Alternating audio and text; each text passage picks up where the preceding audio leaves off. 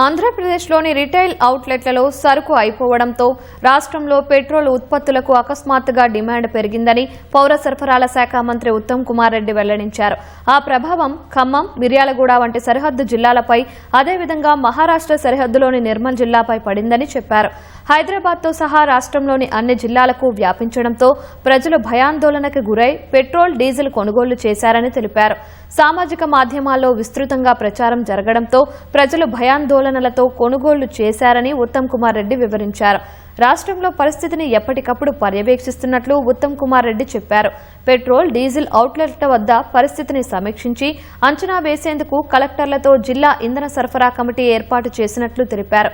ఇంధన నిల్వలను పర్యవేక్షణ, ట్రాక్ కోసం అవుట్లెట్ల వద్ద పౌర సరఫరాల అధికారులు, రెవెన్యూ, పోలీసులను మోహరిస్తున్నట్లు ఉత్తమ్ వెల్లడించారు. ఇంధనం నింపుకోవడానికి ఇతర రాష్ట్రాల నుంచి వచ్చే వాహనాలను నియంత్రించేందుకు అంతర్రాష్ట్ర సరిహద్దు చెక్పోస్టులను ఏర్పాటు చేసినట్లు చెప్పారు. వాహనదారులకు ఎలాంటి ఇబ్బందులు కలగకుండా అన్ని రకాల చర్యలను చేపడుతున్నామని పౌర సరఫరాల శాఖ మంత్రి ఉత్తమ్ కుమార్ రెడ్డి స్పష్టం చేశారు.